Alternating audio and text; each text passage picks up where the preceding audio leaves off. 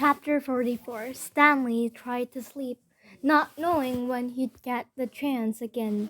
He heard the showers and later the sounds of dinner. He heard the creaking of the rec room door. His finger drummed against the side of the hole. He heard his own heart beat. He took a drink from the canteen. He had given Zero the water jars. They each got a good sluppy of onions. He wasn't sure how long he remained in the hole. Maybe 5 hours. He was surprised when he heard Zero whispering for him to wake up. He didn't think he'd fallen asleep. If he he thought it must have just been for the last 5 minutes. Although when I opened his eyes, he was surprised how dark it was. There was only one light on at camp in the office. The sky was cloudy, so there was very little starlight. Stanley could see a silver of a moon, which appeared and disappeared among the clouds. He carefully led Zero to the hole, which was hard to find in the darkness. He stumbled over a small pile of dirt. He think this is it. I think this is it, he whispered. You think? Zero asked.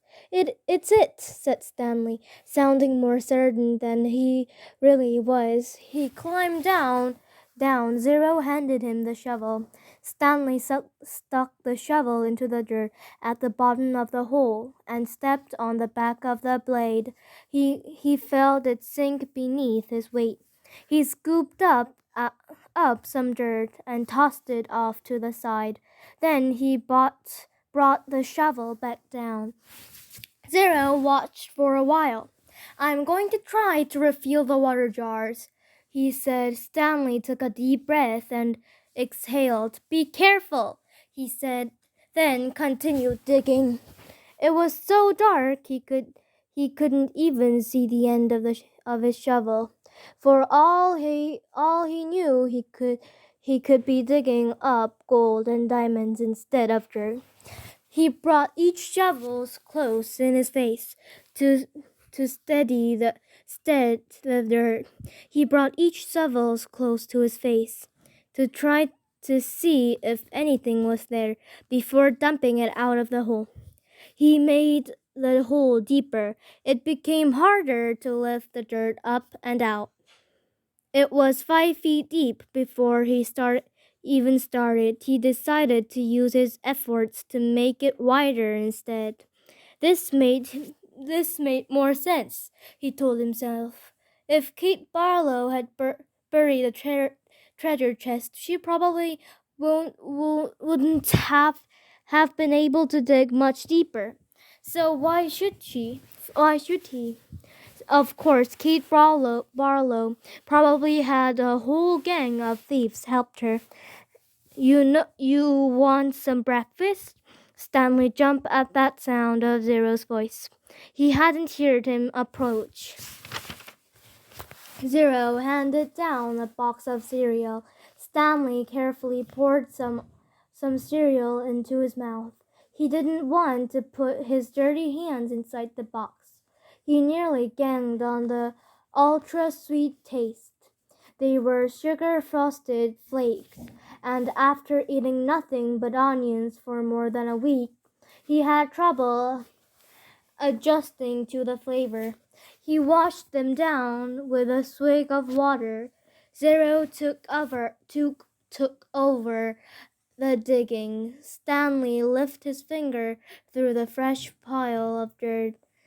In case he had missed anything, he wished he had a flashlight. A diamond no bigger than a pebble would be worth thousands of dollars. Yet there was no way he'd see it. They finished the water that Zero had gotten from the spigot by the showers. Stanley said he'd go fill the jars again, but Zero insisted that he do it instead. No offense, but you make too much noise when you walk. You're too big. Stanley turned to the hole. As the hole grew wider, parts of the surface kept caving in. They were running out of room. To make it much wider, they would first have to move some of the surrounding dirt piles out of the way. He wondered how much time they had before the camp woke up. How's it going? Zero asked when he returned with the water. Stanley shrugged. The one shoulder. He brought the shovel down and slid off the hole, shaving off a slice of dirt wall. As he did it, as he did so, he felt the shovel bounce on something hard. What was that? Zero asked. Stanley didn't know. He moved his shovel up and down the side of the hole. As the dirt chipped and flaked away, the hard object made more pronounced. It was sticking out on the side of the hole, about a foot and a half from the bottom. He felt it with his hands. What is it? I could just feel a corner of it. Most of it is still buried. It had the cool, smooth texture of metal. I think I might have found the treasure chest, he said. His voice was filled with more with astonishment than with excitement. Really? Asked Zero. I think so, Stanley said. The hole was wide enough for him to hold the shovel lengthwise and dig sides away into the wall. He knew he had to dig very careful. He didn't want the side of the hole to collapse along with the huge pile of dirt directly up above it. He scraped at the dirt wall until he exposed one entire side of the box-like object. He ran his fingers over it. It felt to be about 8 inches tall and almost 2 feet wide. He had no way of knowing how far into the earth it extended. He tried pulling it out, but it wouldn't budge. He was afraid that the only way to get to it was to start back up to the surface and dig down. They didn't have time for that. I'm going to try to dig the hole underneath, he said. Then maybe I could pull it down and slip it out. Go for it, said Zero. Stanley jammed the shovel into the button edge of his. Stanley jammed the shovel into the button edge of his hole and carefully began to dig a tunnel underneath the metal object. He hoped it didn't cave in. Occasionally he'd stop, scoop down, and try to feel the far end of the box, but even when the tunnel was all as long as his arm, he still couldn't feel the other side. Once again he tried pulling it out, but it was firmly in the ground. If he pulled too hard, he feared that cause a cave in. He knew that when he was ready to pull it out, he would have to do it quickly before the ground above and collapsed as his tunnel grew deeper and wider and more precarious. Stanley was able to feel latch on one end of the box, and then the leather handle. It wasn't really a box. I think it might be some kind of metal suitcase, he told Zero. Can you pry to loose with the shovel? Zero just suggested. I'm afraid the side of the hole will collapse. You might as well give it a try, said Zero. Stanley took a sip of water. Might as well, he said, of the metal case and tried to wedge it free. He wished he could see what he was doing. He whirled the end of the shovel back and forth, up and down until it felt the suitcase fall free. Then he felt the dirt come piling down on top of it. but it wasn't a huge cave-in. As he knelt it down in the hole, he could tell that only a small portion in the earth had collapsed. He dug with his hands until he found the nether handle, and then he pulled the suitcase up and out of the dirt. "I got it!" he exclaimed. It was heavy. He handed it up to Zero. "You did it," Zero said, taking it from him. "We did it," said Stanley. He gathered his remaining strength and tried to pull himself up, but up out of the hole. Suddenly a bright light was shining to his face. "Thank you," said the warden. "You boys have been a big help."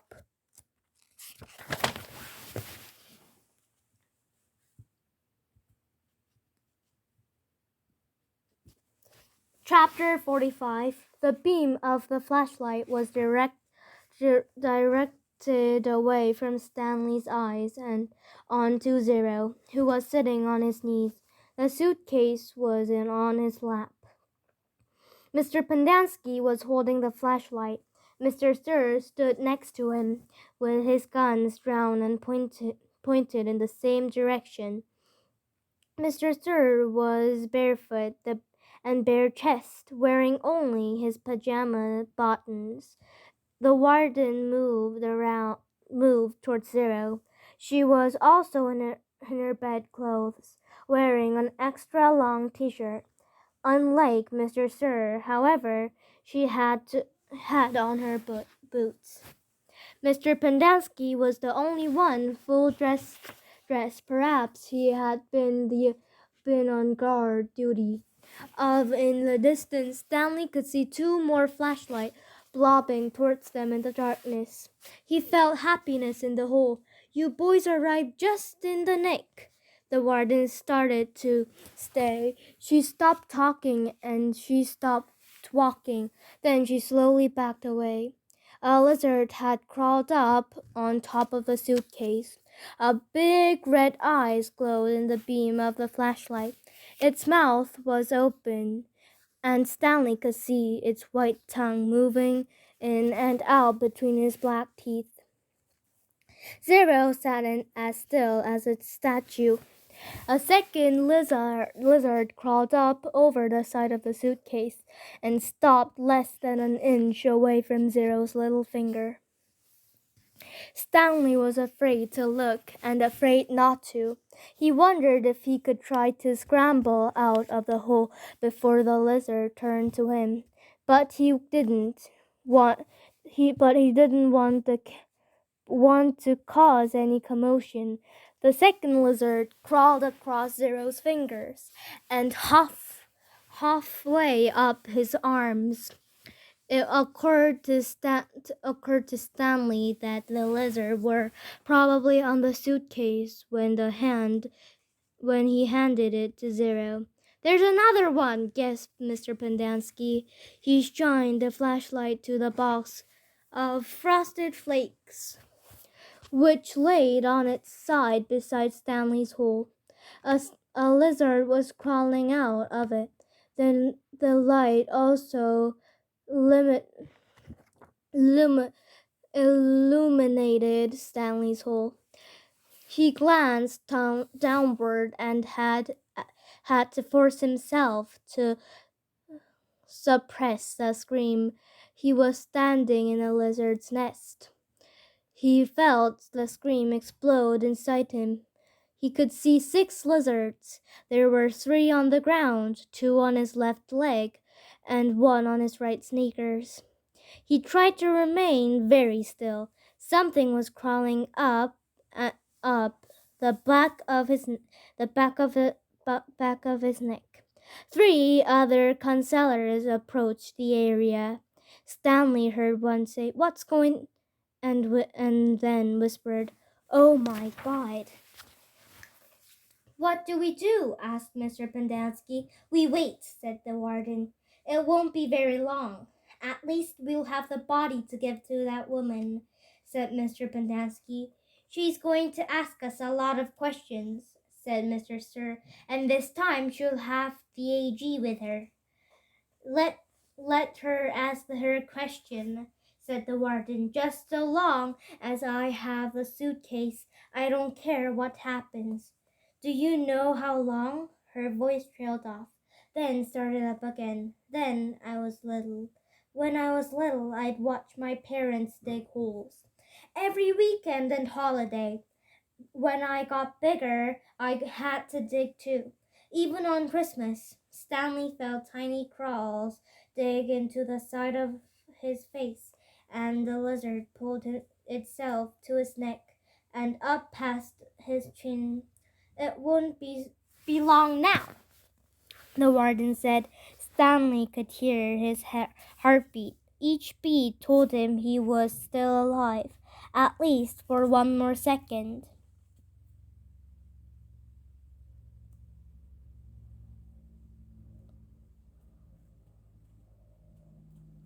Chapter 46. 500 seconds later, his heart was still beating. Mr. Pendanski screamed. The lizard, which had been in the cereal box, was springing towards him. Mr. Sir shot it in mid-air. Stanley felt the blast shatter the air around him. The lizard's scared frantically across his very still body. He did not flinch. A lizard ran across his closed mouth. He glanced at Zero, and Zero's eyes met his. Somehow they were both still alive. At least one more second, one more heartbeat. Mr. Sir lit a cigarette. I thought you quit, said one of the other counselors. Yeah, well, sometimes sunflower seeds won't cut it. We took a long drag on his cigarette. I'm going to have a nightmare the rest of my life. Maybe we should just suggest Mr. Pendanski. Shoot them. Who? Asked the counselor. The lizard or the kids? Mr. Pendanski laughed grimly. The kids are going to die anyway, he laughed again. At least we got plenty of graves to choose from. We've got time, said the warden. I've waited this long. I can wait another few. Her voice trailed off. Stanley felt a lizard crawl in and out of his pocket. We're going to keep our story simple, said the warden. The woman's going to ask a lot of questions. The AG will most likely initiate an investigation. So this is what happened. Stanley tried to run away in the night, fell in a hole, and the lizards got him. That's it. We're not even going to give them Zero's body. As far as anybody knows Zero doesn't exist. Like Mom said, we got plenty of graves to choose from. Why would we run away if he knew he were getting released today? Asked Mr. Pendanski. Who knows? He's crazy. That was why he couldn't release him yesterday. He was delirious, and we had to keep watch over him so he wouldn't hurt himself or anybody else. She's not going it like it, said Mr. Pendanski. She's not going to like anything we tell her, said the warden. She stared at Zero and at the suitcase. Why aren't you dead yet? She asked. Stanley only half listened to the talk of the counselors. He didn't know that woman was or what AG meant. We didn't even realize they were initials. It sounded like one word. Eek. His mind was focused in the tiny crawls that moved up and down his skin and through his hair. He tried to think out about other things. He didn't want to die with the imagine of the warden, Mr. Sir, and the lizard etched into his brain. Instead, he tried to see his mother's face. His brain took him back to a time when he was very little, all all bundled up in the snowsuit. He and his mother were walking hand in hand, mitten in mitten, when they both slipped on some ice and fell and rolled down a snow-covered hillside. They ended up at the bottom of the hill. He remembered he almost cried, but instead he laughed. His mother laughed too. He could feel the same light-headed feeling on them, dizzy and rolling down the hill. He felt the sharp coldness of the snow against his ears. He could see fleckles of snows on his mother's bright and cheery face. This was where he wanted to be when he died. "Hey, caveman, guess what? Guess what?" said Mr. Sir. "You're innocent. You're innocent after all. I thought you'd like to know that. Your liar came to get you yesterday. Too bad you weren't here." The words meant nothing to Stanley, who was still in the snow. He and his mother climbed back up the hill and rolled down again, this time on purpose. Later they had hot chocolate with lots of melted marshmallows. "It's getting up close to 4:30," said Mr. Pendanski. They'll be waking up." The warden told the counselors to return to the tent, so she told them to give the campers breakfast and to make sure they didn't talk anymore as long as they did as they were told. They wouldn't have to dig any more holes. If they talked, they would be severely punished.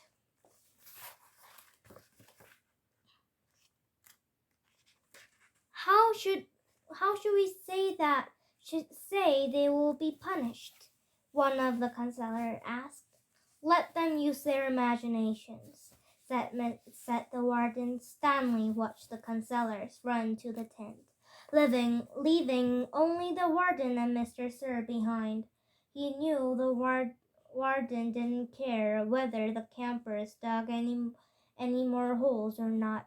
She found what she was looking for. He glanced at Zero. The lizard was perching on his shoulders, which slowly formed into a feast. Then he raised his thumb, giving Stanley the thumbs up sign.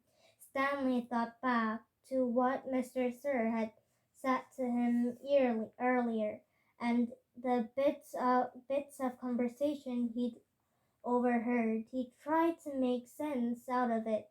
Mr. Sir had said something about a lawyer, but Stanley knew his parents couldn't afford a lawyer. His legs were sore from remaining rigid for so long. Standing still was more strenuous than walking, and he slowly allowed himself to lean against the side of the hole. The lizard didn't seem to mind.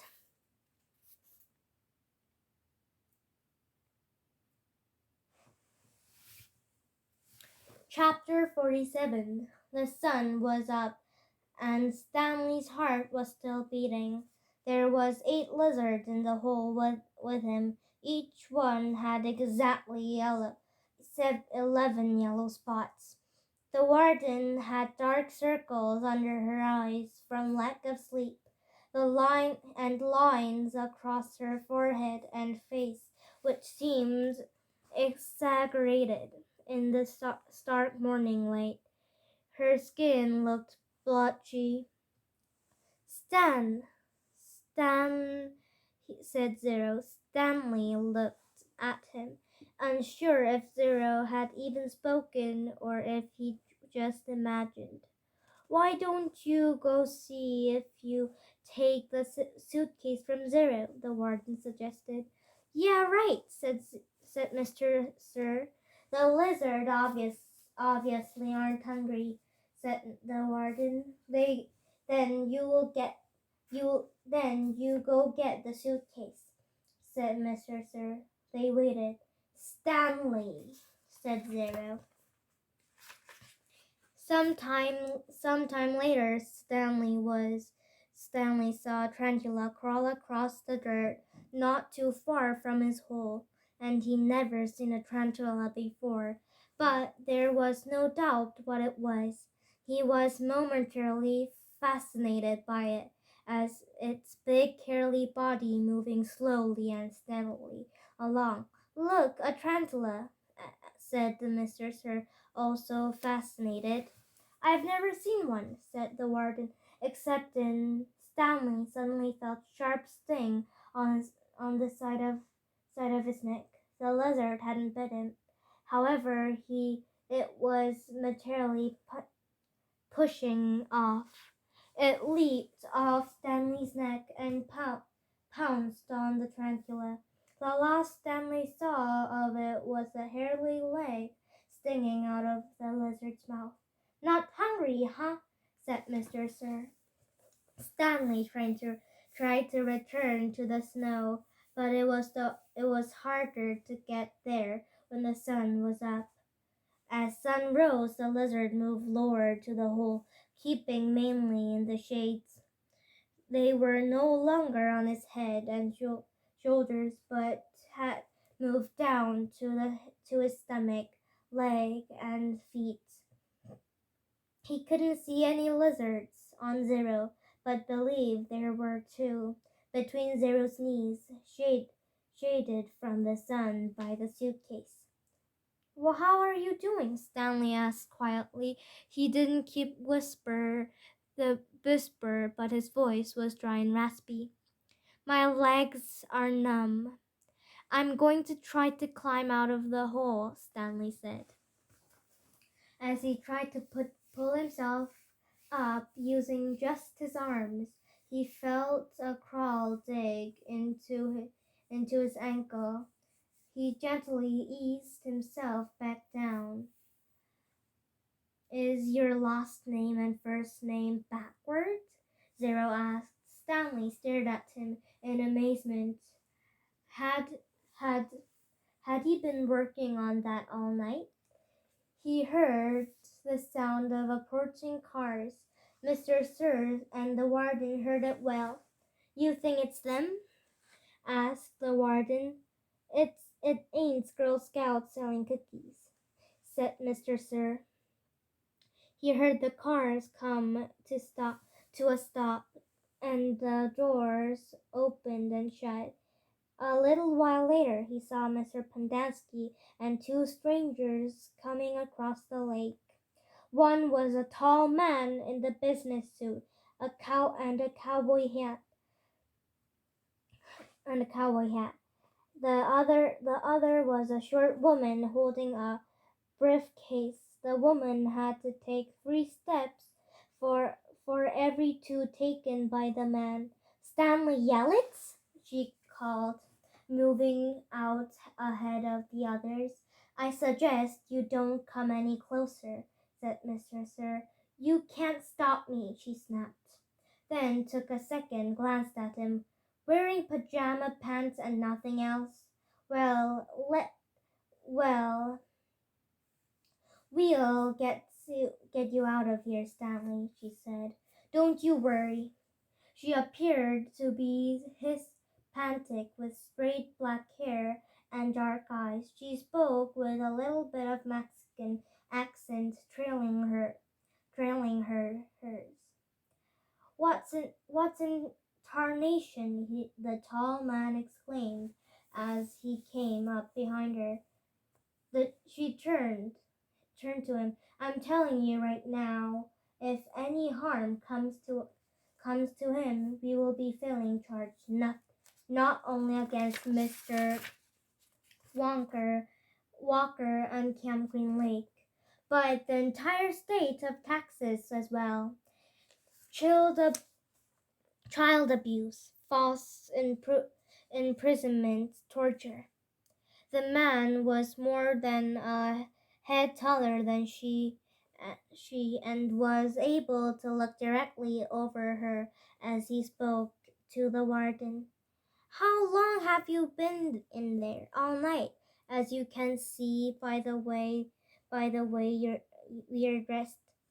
They snuck into my cabin while I was sleeping and stole my suitcase. I chased after him and they ran out here and fell into the lizard's nest. I don't know what they're doing. They wrote that were thinking. That's not true. Stanley, as your attorney, I advise you not to take anything, said the woman, until you and I have a chance to talk in private. Stanley wondered why the warden lied about the suitcase. He wondered who it illegally belonged to. That was one thing he wanted to ask his lawyer, if she really was his lawyer. It's a miracle they're still alive, said the tall man. Yes, it is, the warden agreed, with just a trace of disappointment in her voice. And they better come out of this light. Out And they better come out of this alive, Stanley's lawyer warned. This wouldn't have happened if you'd released him to me yesterday. I wouldn't have hap- It wouldn't have happened if he wasn't a thief, said the warden. I told him he would be set free today. And I guess he decided he tried to take some of my valuables with him. He's been delirious the last week. Why didn't you release him when she came to you yesterday? The tall man asked. She didn't have proper authorization, said the warden. I had a court's order. It was not authentic authenticate, the warden said. Authenticate? It was signed by the judge who sentenced him. I need authenticate from from the attorney journal, said the warden. How do I know? I know it's le- le- legit legitimate. The boys in my custody had proven themselves dangerous in society, and I supposed to just turn them loose anytime someone hands me a piece of paper? Yes, said the woman, if it's the court order. Stanley has been hospitalized for the last few days, the warden explained. He's been he's been suffering the hal- hallucinations and delirium, ranting and raving. He was in no condition to leave. The fact that he was trying to steal from me on the day before his release proves. Stanley tried to climb out of his hole, using mostly his arms so as not to disturb the lizards too much. As he pulled himself upward, the lizard moved downward, keeping out of the sun's direct rays. He swung his leg up and over, and the last of the lizards hopped off. "Thank God!" exclaimed the warden. She started towards him, then stopped. A lizard crawled out of his pocket and down his leg. Stanley was overcome by a rush of dizziness and almost fell over. He steadied himself and reached down, took hold of Zero's arms, and helped him slowly to his feet. Zero still held the suitcase. The lizard, which had been hiding under his scurried quickly into the hole. Stanley and Zero staggered away. The warden rushed to them. She hugged Zero. "Thank God you're alive," she said, as she tried to take the suitcase from him. He jerked it free. "It belongs to Stanley," he said. Don't cause any more trouble," the warden warned. "You stole it from my cabin. You've been caught red-handed if I press charges. Stanley might have to return to prison. Now I'm wailing in views of all the circumstances too." "It's got his name on it," said Zero. Stanley's lawyer pushed past the tall man to have a look. "See," Zero shoulder. "Stanley Yellets." Stanley looked too. There is a big letters was Stanley Yellets. The tall man looked over the head of the others at the name on the suitcase. You say he stole it from your cabin." The warden stared at it and disbelief. "That's It's impost." She couldn't even say it.